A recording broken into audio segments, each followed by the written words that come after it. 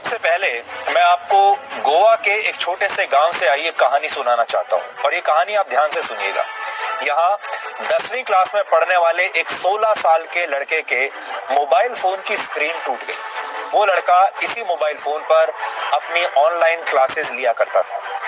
एक दिन उसने अपने पिता से कहा कि वो उसके मोबाइल फोन की स्क्रीन रिपेयर करा दें, जिस पर 2000 रुपए का खर्च आना था। लेकिन लॉकडाउन की वजह से उस लड़के के पिता के पास कई महीनों से रोजगार नहीं था और वो इतना पैसा खर्च करने की स्थिति में थे नहीं। इस पर पिता और पुत्र के बीच थोड़ी बहस शुरू हुई और पिता ने अपने पुत्र का उसकी कमीज का कॉलर पकड़ लिया।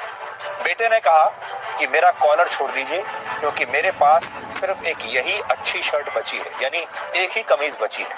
और उसने अपनी शर्ट उतार कर कहा कि आप चाहें तो अब मुझे पीट सकते हैं। पिता के हाथ कांप गए और पिता ने कहा, ऐसा सोचा कि मैं पैसों का इंतजाम करके अपने बेटे से पिता ने कहा कि मैं तुम्हारा मोबाइल फोन किसी ना किसी तरीके से ठीक करा दूंगा, क्योंकि अभी मेरे पास सिर्फ 500 रुपए ही हैं और इस 500 रुपए से मुझे घर के लिए खाना खरीदना है, चावल खरीदना है। लेकिन इस एक घटना ने पिता और पुत्र समेत पूरे परिवार को तोड़ दिया। बेटा निराश हो गया और इसी महीने की 15 तारीख को इस छोटे से लड़के ने आत्महत्या कर ली।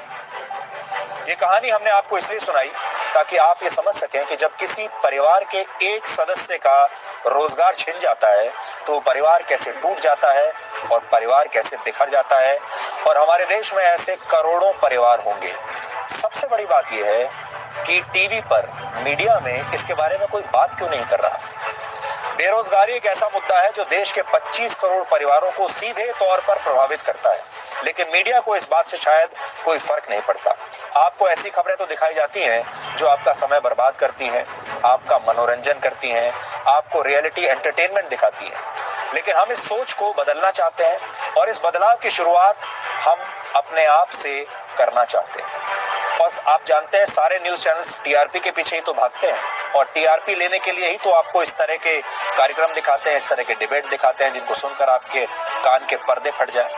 रोजगार का मुद्दा, नौकरी का मुद्दा, ज्यादातर लोग रोजगार से संबंधित खबरें देखना चाहते हैं और ये जानना चाहते हैं कि उन्हें नौकरी कैसे मिल सकती है और कहां मिल सकती है, क्योंकि ये कोरोना संकट के बाद अब अगला बड़ा संकट यही है। हमने इस पर बहुत विचार किया और सोचा कि हम इस बारे में आपकी क्या मदद कर सकते हैं, सूचना देने में क्या मदद कर सकते हैं, क्योंकि मीडिया का जो पहला काम होता है वो होता है आप तक सही सूचना पहुंचाना और देश के युवाओं को ये बताएगा कि नौकरियों के क्षेत्र में उनके लिए कहां और कितने अवसर इस समय उपलब्ध हैं। रोजगार की कमी ने इस देश के लाखों परिवारों को कैसे तोड़कर रख दिया है, उससे जुड़े आंकड़े देखकर आप इस देश के लोगों की सोच आज बदल जाएगी।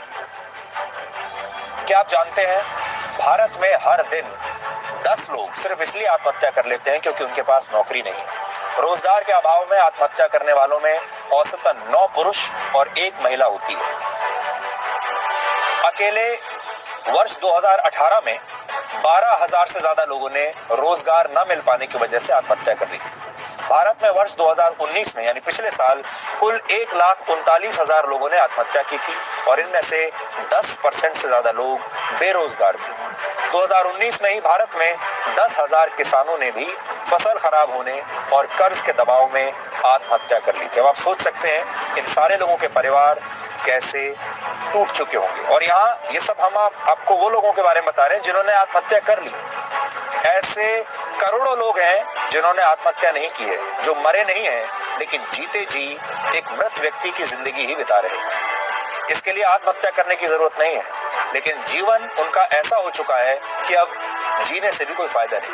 अगर आप इस आंकड़े को पिछले 10 वर्षों के नजरिए से देखेंगे तो पता चलेगा कि 10 साल में करीब 2 लाख से ज्यादा युवा और किसान कमाई का जरिया न होने की वजह से आत्महत्या कर चुके हैं। अब आप सोचिए, पूरा देश ये तो जानना चाहता है कि सुशांत सिंह राजपूत की मौत कैसे हुई।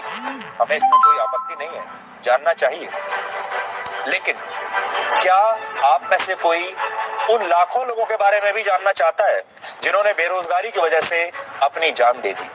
आपके भी जान पहचान वालों के बहुत सारे परिवारों में ऐसे लोग होंगे जिनकी नौकरियां या तो चली गई हैं या उन्हें मिली ही नहीं है और इस समय वो बहुत बुरी स्थिति में है। सुशांत की मौत की जांच सीबीआई से कराए जाने की मांग बिल्कुल सही है। मांग तो उठती है कि सुशांत की मौत की जांच सीबीआई करे, लेकिन कितने लोग हैं जो बेरोजगारी की वजह से होने वाली मौतों की भी कोई जांच कराना चाहेंगे? कितने लोग हैं जो बेरोजगारों की आत्महत्या के मुद्दे को सोशल मीडिया पर हर रोज ट्रेंड कराना चाहते हैं? एक मिडिल क्लास वालों के लिए जो सबसे बड़ी प्रॉब्लम है वो है पैसा। अगर उनकी ये प्रॉब्लम सॉल्व हो जाए तो इससे बड़ी चीज उनके लाइफ में कुछ है ही नहीं। और पैसों की वजह से ही न जाने कितने संबंध टूटते हैं। अभी तक रोजगार की समस्याएं खत्म नहीं हुई हैं। हालांकि रोजगार के मुद्दे पर इलेक्शन हो जाते हैं, रिजल्ट भी आ जाते हैं, नेता भी चुने जाते हैं, लेकिन ये समस्याएं वहीं की वहीं रहती हैं। कहा जाता है कि 2 रोटी कम खाइए लेकिन अपने बच्चों को जरूर पढ़ाइए। लेकिन जो दिन भर मेहनत मजदूरी करने के बाद मात्र 300 से 400 रुपए कमाते हैं, उनके लिए ये एक बहुत बड़ा चैलेंज बन जाता है और शायद मुश्किल भी। किसी तरह से बच्चे 10वीं 12वीं तक पहुंच भी जाते हैं तो उतने से देश के सबसे बड़ी बेरोजगारी समस्या में उस लेवल के अनुसार जॉब मिलना मुश्किल हो जाता है। और ये सालों से होता चला आ रहा है। और तो आप यहाँ तक भी मिडिल क्लास वाले कहते हैं कि ज्यादा पढ़ लिख कर कोई फायदा नहीं है, जब तुम्हें बेरोजगारी के नाम पर ठोकरें खाने ही पड़ेंगे। कहा जाता है कि अगर एक परिवार में 2 कमाने वाले हों तो उस घर की समस्याएं कम हो जाती हैं।